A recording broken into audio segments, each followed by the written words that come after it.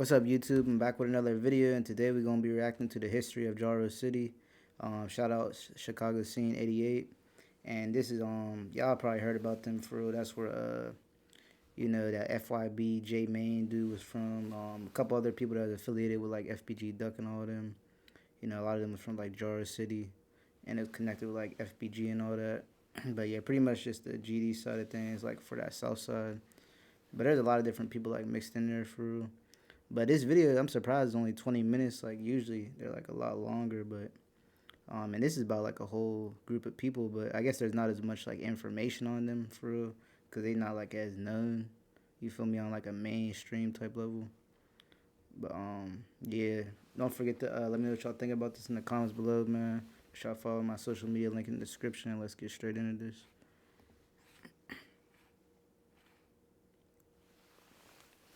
Before we start the video, make sure to subscribe to my channel. I appreciate all the support I received from you. And as always, all the information in my videos is rumors taken from the internet or the street. I'm not saying the information is fact. I be wondering who that is though, like, cause he got the robot voice, but I don't know who the person is. Just because people used to come through shooting us every day. This block, words can't even explain. Can't even explain. Young Money, man, they in the building. Duck and Melly, damn, RIP both of them, bro. LA.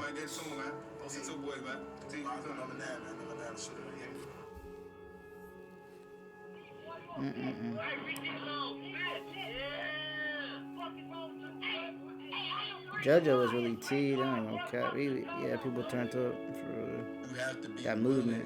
To die or go to jail for 100 years if that's the lane that you're stepping in. You have to understand. Yeah, this is just the intro. 16, you got to think like a man. You know what I'm saying? Oh, you're not? Why does everybody say you're only 16 years old? How old, how old are you? 300. The history of Jaro City.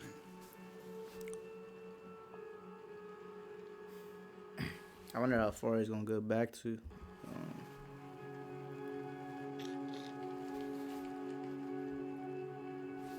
Damn, yeah, that's Big Heads right there. 50 shots. That's the dude that killed White White.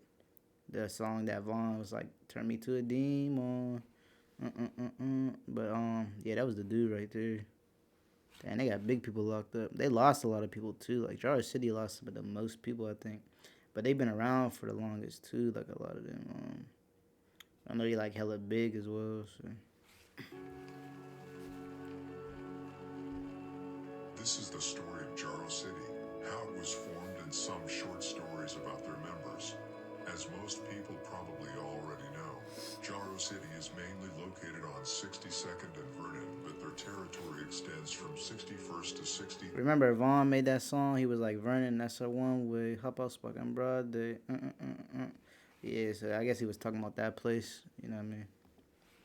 3rd and Vernon. That area. Jaro City has not always been what it is today. Before Jaro City got together as one back in 2010, Jaro City was very divided into different small groups and cliques. There was ABM, who both claimed GD and BD, Darkside, who only claimed... Didn't dude make Jaro City, what's it called? The dude with the eye that was messed up. I forget his name, but I'm pretty sure he killed Jaro and he made Jaro City, if I'm not mistaken. I think it was Jaro, I'm pretty sure. BD, Cobb, who was GD, the Outlaws, who were Outlaw GDs, BSG, who were GDs. Oh yeah, a little less under that dude that KTS Vaughn shouted out. He's like a little less. Late night looking like a vet. No, I said free little less, like lurking late night like a bat. That's when the nigga ain't be the best, something like that. And then there were more loose groups that claimed Hottie World after Hottie was killed by D-Thang from 600 in late September 2008. This is the reason why several famous members like Motor and Skinny claimed BD, Ortella claimed Cobb. Cobb and ABM are the only ones left of the small groups that members actually still claim. Dang. Hottie.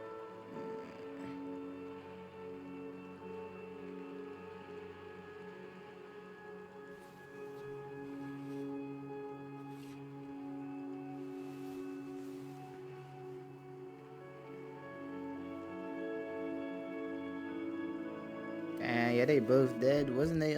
They was brothers, right? Or related, something like that. I think cousins. I don't know. Cotton Bell, Jaro, he's still alive. Back in 2003 to 2004, when gun violence in Chicago was not as bad as it is today, the area today known as Jaro City. Yeah, like the 90s and nowadays, like when it was the worst, I guess. 2014 and 15 was bad as well. Focused on hustling, just like the majority of the sets back then. It was all about the money back then. The biggest group in the area back then, as members still reps today, was ABM. They made huge amounts of money. They had all the guns and drugs. A big reason for this was that there was no tension between the groups. All got along with each other with one single goal, making money. They had no war on their hands just yet. However, ABM was notorious for throwing huge parties and Damn, so this was way back then. Like, this was way back then. since the violence was not that bad, there were not really any old This was when Dirk and them was like hella young, like not even known or nothing. They was like little kids at this point still. Like, probably like 10 and stuff like that. D parties. This worked at the time, and this is why several members from Jaro, O'Block, and 600 knew each other. For example, D-Roy and Edog hung out with Motor and Skinny from Jaro. However, some of these parties ABM and other groups were throwing, and would have guys from sets that already had beef. Sets like Moose Block and Pax Town, Pocket Town, and Sircon City Gangsters. Because of this, robberies and fights started to break out, and like always in Chicago, you almost always have to pick a side. Wars were already starting to pop off over east where Pocket Town and Sircon City reside.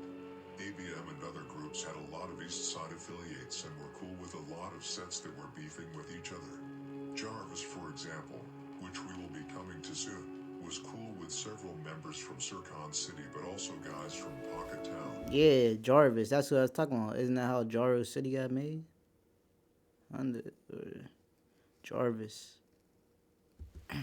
Think. 2005. Yeah, Lil Les. Didn't he kill him? Jarvis was cool with was Lil Lay from Pocket Town. Exactly.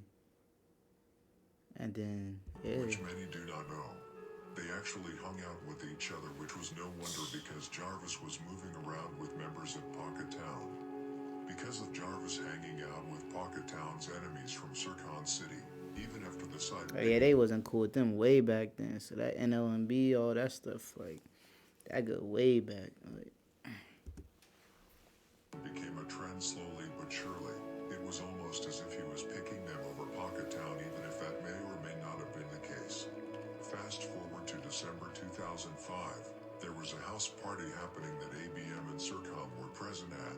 Lay and a few other members from Pocket Town wanted to get in. However, Jarvis, someone who was supposed to be their friend, told them no. Here it became quite clear to Lay and the other Pocket Town members that Jarvis obviously chose Sircon City over Pocket Town. However, from my point of view, it could have been because he did not want anything to go down at the party. What's actually surprising here is that Jarvis actually had the courage to say no to Lil Lay, a member who had the whole east side in fear, with 5 to 7 bodies under his belt and several attempted murders. that's who I was talking about. Yeah, Lil Les, the dude with the eye that was messed up. He had the patch on his eye, and that's who KTS Vaughn shouted out. I knew I wasn't tripping. Honda, yeah, dude was really out there. Like, he was out there when the dudes that people, talk about now was young bulls. Like, Jarvis himself was not a shooter nor a killer, but he did have a reputation of getting locked up for guns. However, many people did not think Jarvis turning down Lay and the others was something strange, because if he had let them in and something had gone down at the party, it would have been his fault. However, Lil Lay did not think so. He felt that Jarvis chose Sircon over them and had picked his side. yeah, see his eye. I think he got shot in his eye or something, but he... Lil Lay and the others left the party, but they did not leave for good. They left, got their guns, came back and shot Jarvis in his face, who were left dead at the party. Apparently, at the party there were only members with GD affiliation, It was even GDs from Brick City. Keep in mind, this was before the beef. It was actually hard to believe that Lil Lay actually killed Jarvis due to the fact that Lil Lay used to help members from ABM to rob, fight and shoot people from Dro City once their beef took off. Lil Lay was one of the city's biggest bullies and has reportedly continued with that behavior in prison. Damn. There was no great extent of revenge after That the nigga was murder of not Jarvis, playing. at least not to the extent as we see today. It may have been because gun violence was not as common at the time as it is today. At that time, members could still solve problems by talking to each other. They were not as excited about Get Back as we can see today after the Get Back gang era. After the murder, Lil Lay still came through shooting up ABM over and over. In the end, however, ABM retaliated by killing Lil Albert from Pocket Town, but it would quickly backfire on ABM as Pocket Town got rid of another member. After this, ABM Yeah, they pretty much started. I guess that's when it somewhat started to turn up a bit. But yeah, not as crazy as like nowadays and stuff like that. waved the white flag because many of their members were not into sliding as they are today. For them, it was still about money and drugs.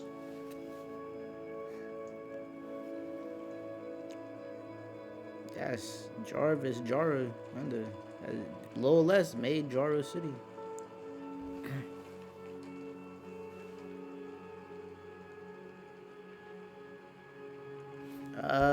He said we lost 6 people in 8 years. Y'all been getting y'all pussy pop since Lil Les took Jarvis' face off. Hey, wildin'. Hey, Breezy always, he be talking crazy, bro. Breezy always saying some wild stuff. Tim did some girl. Damn. Wow. The years around 2007 to 2010 were the time when all the gangs got their hands on a lot of weapons, because the freight trains always lost their gun crates, which meant that weapons now floated through all areas of the city. Nah, the government was putting them in, bro. Come on. Can we stop? Can we stop playing now? Can we stop playing? We know it was the government, bro. Unless y'all really lost, but I know what it was up. You feel me? They dropped the guns in there just like the drugs, bro. Yeah, y'all just ain't on game if y'all don't get it, man. That's how this shit go. Around 2007, Jaro City put its hands on a large part of the weapons, so now there was no need to fight anymore. Now Jaro City could also let other gangs know that they will not get away as easily as Pocket Town got away after the murder of Jarvis. They could not bully Jaro anymore. Around this time, both Young Money and Brick City were pretty close and pretty much teamed up on Jaro, which meant Jaro had 2 gangs to avenge after shootings. Later, Squirtown was also involved after several of their members were Wasn't shot. Score? Yeah, these is the predated sets, but some of them still around, like Young Money and Pocket Town, all that. When they hung around Brick City, Squirtown was later avenged by shooting one of the big guys from Jaro City, and then it was pretty much over with for them. Jaro started coming through shooting at them nearly on a daily basis. Another one of Jaro City's first wars came from when the rappers from BSG, Reese Gezi for example, Wait, Brick Squad? Nah, I don't know who is BSG. I'm trying to think. got into personal altercations with Princeton Mob.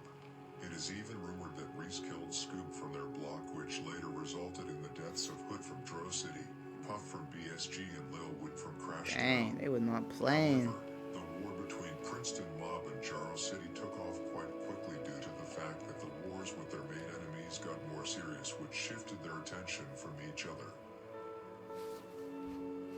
Yeah, this is wild, bro. I ain't gonna cap. This is a good one, cause it's like showing the prequel for real to a lot of stuff. Like, you know what I mean? Usually, all the stories were like, you know, they had this. He had this stuff from the earlier days, but it was like, you know, we already knew about some of that. This is like stuff that we didn't really know about for the most part. Well, like even if you're really into it, a lot of people still want to know this stuff because this is like the prequel. You feel me? Like way back then, before 2010 and all that. Or some of what he talked about. Like he really gone throwing back on this joint. I don't care. Definitely gone crazy. That pressure.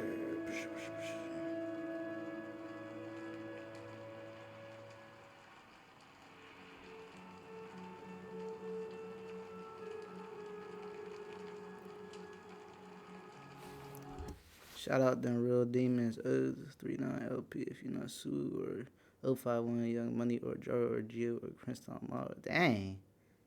Hey, that's a whole lot of gang. I mean, that's a lot of people. Jaro City had a lot of big members back in the days. Most of them are dead today, but at that time they really used to bully Wick City and Brick City. One member who was one of Jaro City's most active members, along with 50 Shot, was Dome. He was even giving Pocket Town a hard time when he came through their block several times for Jarvis. Dome is the one who taught Lil B, Lil Jaro. Whoa. He was teaching all them niggas for real. Ain't no way. Several times for Jarvis. He was the prequel. Dome is the one who taught Lil B, Lil Jaro, Motor, Boss Trell, and Damn. Mike how to shoot. He also gave his younger sister Booby her first gun so she could protect herself. I think all them people was dead for real. Lil B, he got killed by the cops too, but Motor, Boss Trell, I'm trying to think. A lot of these people was dead, bro. Like 50 Shot alive. He in jail. Back when Dome was free and alive, he used to take younger guys with him to shoot up TYMB. Dome was ruthless in the streets. Around the beginning of the beef with Dro City, he allegedly killed Stanley together with 50 Shot and Cho. Later on, he would allegedly kill slow folks from Squirt Town. As you already know, it was Dome that in 2011 killed one of 600's founders, D-Thang, and got even charged and booked. Damn, yeah, he did kill D-Thing. Ain't Dome is dead now, I think. He died in jail or something like that. Dome did not actually go out looking for D-Thang on a He was about to get out too. as many made it sound. Most of Dome's encounters with 600 were shootouts with 600 Breezy and D-Day and around. Hey, see, people thought 600 Breeze and E-Day was goofies, but they probably had a body or something, you feel me? I knew they wasn't just straight goofies, you know what I mean? They act goofy like the things they do sometimes, but they ain't just like no straight like goofies that ain't on nothing, you feel me? But, you know, that's an example right there. In 2010, he got shot by Stello in the midst of sliding on Brick City. Stella, he got was killed. also one of the members getting shotted by NKD when D-Thang took him on this first Damn. They was really going at it for real. Yeah, that's that dude that said that Vaughn made song "Turn Me to a Demon."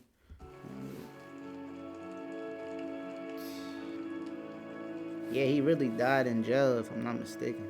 Right. Yeah. Lil Daryl, he's still alive. I didn't even know he was still alive.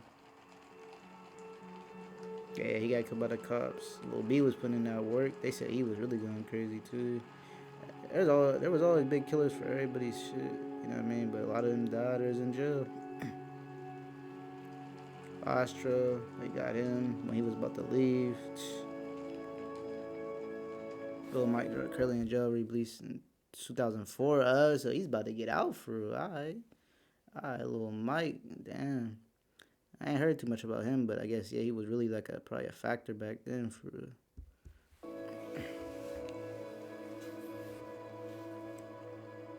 Dome and Booby. Oh yeah, they both. Well yeah, Dome, Booby. I think didn't Booby get killed by the Fats dude or something? The 800 Fats nigga, or unless that was Cap. Damn. Stella. Who killed Stella dude? I'm trying. Inky D. Damn. In the early summer of 2011, 600 and Jaro City agreed on a truce between the gangs, and that truce stemmed from a shootout between 50 Shot and Lil Boo, and not because of... Agreed on a truce between... yeah, 50 Shot on Lil B.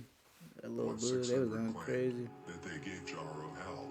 The shootout between 50 Shot and Lil Boo, where several bullets hit a school bus, was not the only reason that led to the agreement, but also that the police had a good view of the war between the gangs and planned to hit both sides with a RICO. That alone was the reason both sides actually honored the truce several months. However, the truce did not stop the members from getting into fights or robbing each other. The only thing they refrained from was shooting. D-Thang, who was a bit like a maniac, used to cycle through Jaro City's turf during this time because he thought it was fun to scare them and see them run, even though he did not intend to do anything due to the truce. However, D-Thang still robbed a few guys like King Lil J and also took DB's shirt. Oh yeah, D-Thing was bullying them niggas. I ain't gonna cap. They said he was really bullying them niggas like the Young Bulls from that would eventually be Taekwondo World and stuff like that. He was bullying them dudes.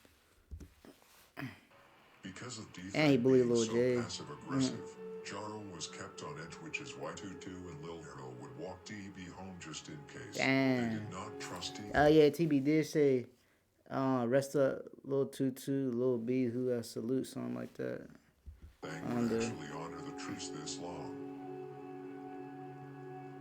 On D-Thing 12 told us they trying to protect Jaro City because somebody always died over there. Dang. He run them AR-15s and 3 down and put Jaro up from the we back on that with everybody on body. I just wanted to. I mean, 600 and Jaro both pretty much really down bad now, but they still got members there, but I mean, everybody's time gonna come. It did or it will. I ain't gonna never be a nigga on this earth more sad than D-Thing 3 times. There was Savage just like D-Thing, bro. Even probably more, bro. Like, you feel me? 3 times. Then they say Mad Max had like over 10. Melly, Vaughn, like there was a whole bunch of people, bro. Even dudes nobody even mentioned. There's always gonna be somebody, tougher than the next person, killed more people than the next person. You know what I mean? So I mean, he was probably one of the top dudes for that set. But to say overall on Earth, you tripping, bro. But that is homie, so that's I guess what you expect. But R.I.P. D-Thing, both D-Things too, because one Once was Baldy brother. was killed by Domo from Mob in the summer of 2011, 600 turned their attention to Mob.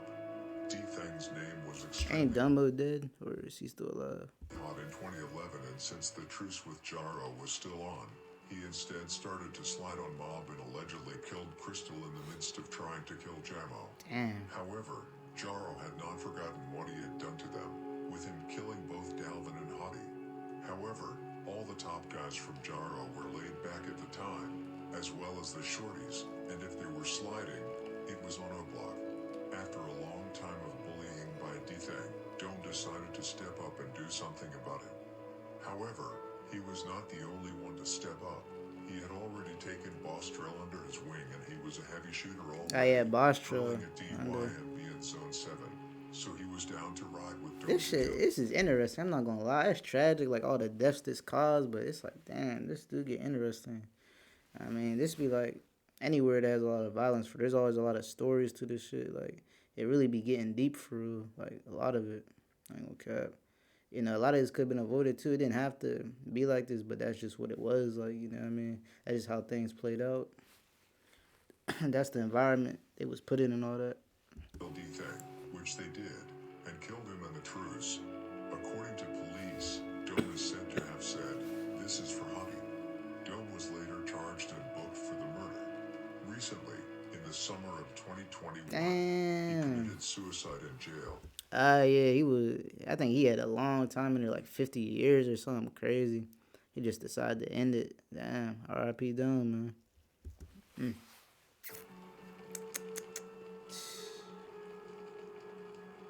That boy dumb.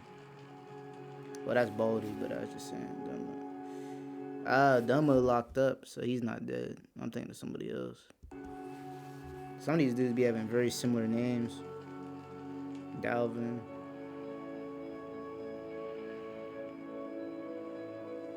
Damn.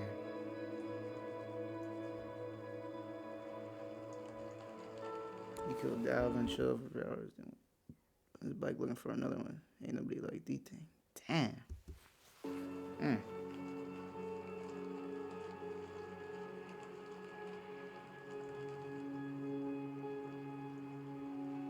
All these The truce people, was now bro. dead between the gangs. Just 2 weeks after D-Thang's murder, Tutu from Jaro allegedly killed Jizzle from Swamp. In the past, all of Tutu's attention went more toward TYMB until Rondo and Take-Upon would keep getting into it with him, which actually led to Jizzle's death when he thought he belonged to Brick City or 600. Jizzles faced a horrible death. He was Damn. surrounded by 6 people: Tutu, Buddha, Dutchy, Lil B, Young, and Jakir. Oh, they was teed. What? 6 people, bro. Yeah, that's the worst one to be a group of motherfuckers. Like, damn, bro, that's crazy.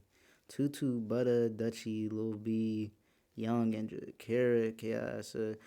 How many's alive? Butter, Dutchy, and Young. So 3 of them still alive, actually. Butter, Dutchy, and Young. Then 3 is dead. But the 2 that allegedly really killed him is dead. He begged for his life before Lil B and Tutu allegedly killed him. Just 2 months after the assassination of D-Thang and Jizzle, 600 retaliated when C-Day allegedly killed Tutu. This was actually the second Yeah, time. C-Day was really a demon. I ain't gonna cap. He was putting in work. He was one of the more fair dudes too. But that's what I'm saying. These are all different savages, different killers, bro. Like, it don't matter who you is, bro. You can get killed. You know, it don't matter who you put up against who. Like, this ain't a video game or nothing. You feel me? Well, life is kind of a video game, but you know what I mean. Ain't nobody invincible to the bullets. Like, this is a physical body. Like, now if you want to get deep and talk spiritually, your soul and all that, then that's different. But this physical body is not very powerful. You know what I mean? Short time that 600 caught Tutu lacking. Just a few months earlier, Rondo number 9 and Tay Capone had caught Tutu in exactly the same alley, smoking weed together with Lil Corey. That time, Tutu escaped. However, Lil Corey was shot by Tay Capone and fortunately survived. This alley was a hot spot with Jaro and STL/EBT members. They often hung out in that alley, smoked, and took photos. Why would they keep going to the same spot if they knew it was hot there? See, that's what I'm talking about. That's like when Lil Mark went back to the same bus stop the next day after he got shot at, and then got killed. Like, They got smart and Jizzle back for his life. That shit, goddamn. Wow. Damn. Dudes ain't had no mercy. That's what it was. I caught Tutu and Corey rolling up the Reggie 2 and the 2 foot like us, but left Corey 1, 2, 3, 4. Yeah, that's crazy. I mean, when you hear them bullets go off, I mean, that's damn.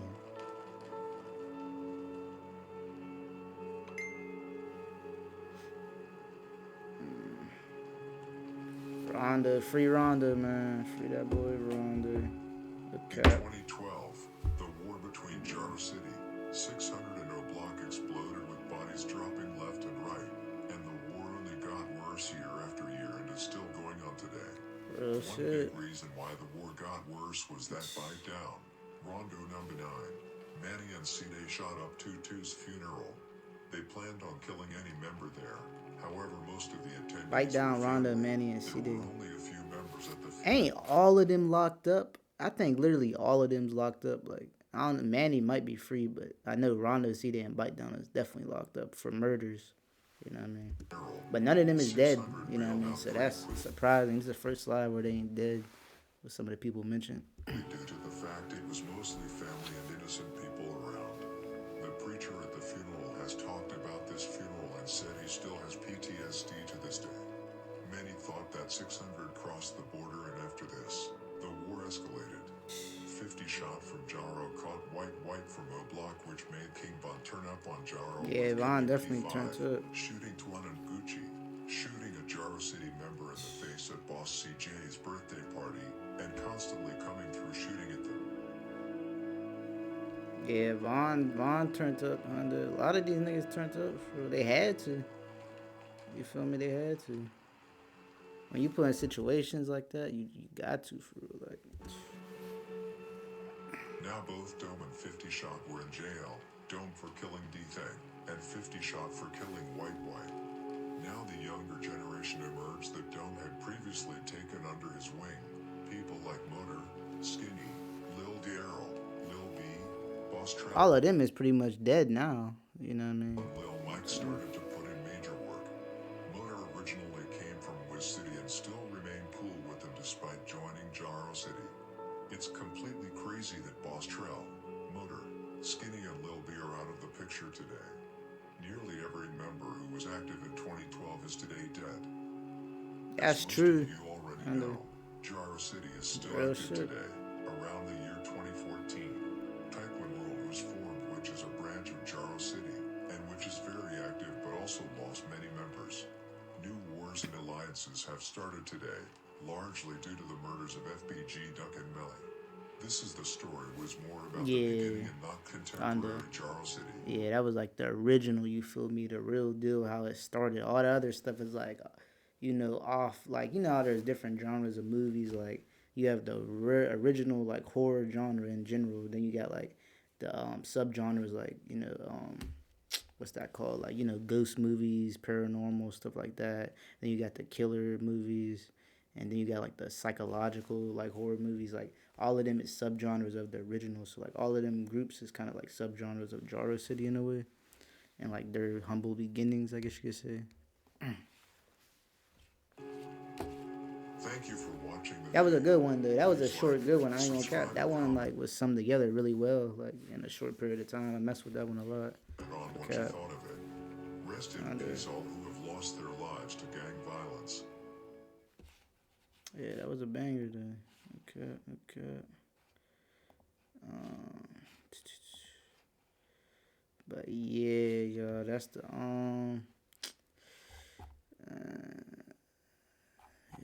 that was a banger. Okay, I mess with that for sure. But that's the end of the video, y'all. I'm gonna definitely catch y'all on the next one, man. Don't forget to let me know what y'all thought about that, man. I got more videos coming. So make sure y'all stay in tune. And remember, y'all, stay positive and have a great rest of y'all day. For sure.